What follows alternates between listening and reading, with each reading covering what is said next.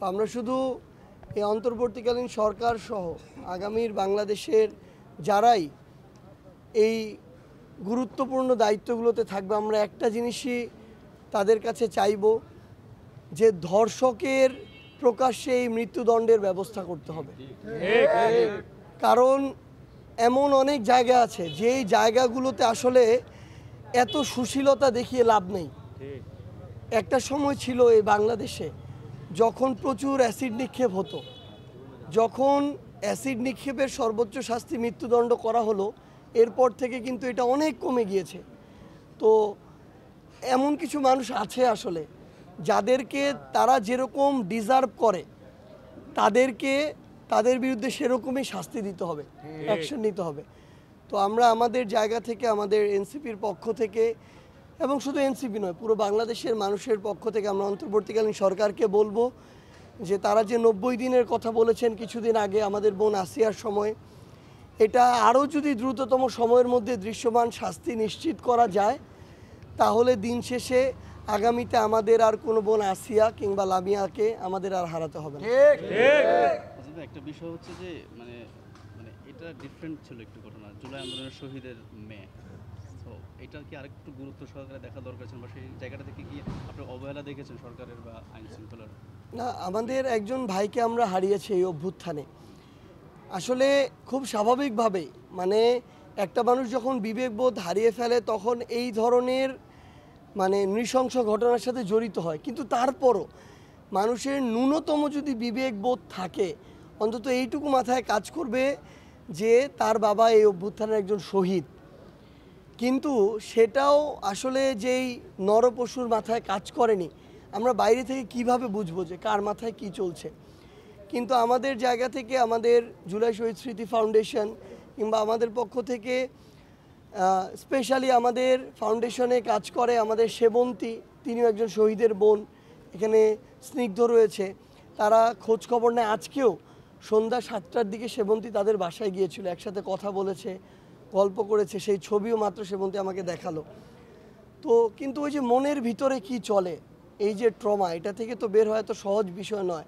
হয়তো একজন মানুষ আসে, তার সামনে একটু হাসি মুখে কথা বলে, কিন্তু মনের ওই দুঃখটা তো সবার সামনে প্রকাশ করা যায় না।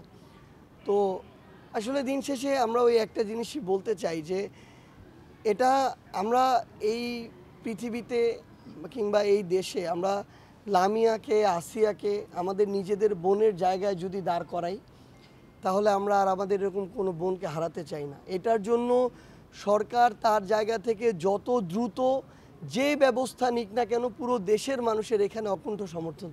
না, এটা কি এরকম মানে তার পর্যন্ত দেয়া হয়েছিল এরকম? এটা কেউ কনফার্ম?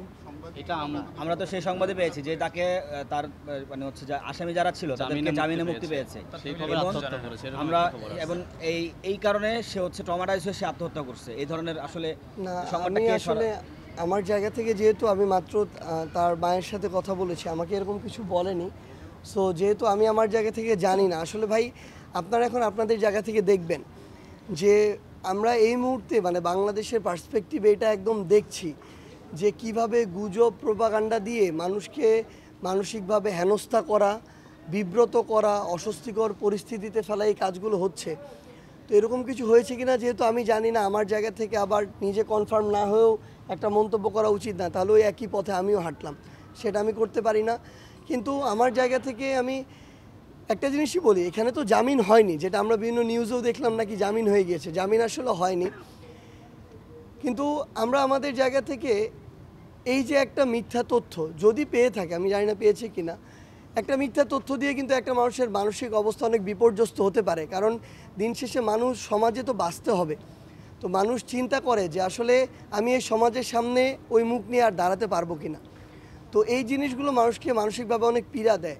তো এই জায়গা থেকে আসলে যদিও এই একটা কথা বলা উচিত না, তাও আমি বলি, আমাদের পুরো দেশের মানুষের এখন মিডিয়াতে, নিউজে, পোর্টালে কোনো একটা কিছু দেখেই যেন ওইটাকেই আমরা চিরন্তন সত্য না মনে করে ফেলি, যেন একটু নিজেরা আমাদের জায়গা থেকে যাচাই করার চেষ্টা করি, এটা একটা বিষয়। আর দিন শেষে আসলে এই যে যারা এরকম অপকর্ম, নৃশংসতার সাথে জড়িত, সেই আসামিদের জামিন যেন কোনো বিচারকের রায় না হয়।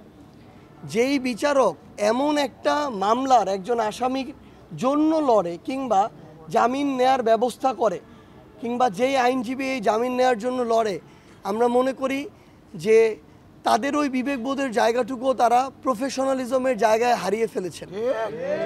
তো দয়া করে এই যে যারা এরকম নৃশংস কর্মকাণ্ড ঘটায়, এই নরপশুদের পাশে যেন আমরা আমাদের জায়গা থেকে কোনো সিম্প্যাথি না দেখাই এবং তাদের যত দ্রুত সময়ের মধ্যে সর্বোচ্চ শাস্তির মৃত্যুদণ্ড কার্যকর করা যায় এবং পুরো দেশের মানুষের সামনে এটা দৃশ্যমান হয়, সেই ব্যবস্থাই আমরা অন্তর্বর্তীকালীন সরকারের কাছে চাই।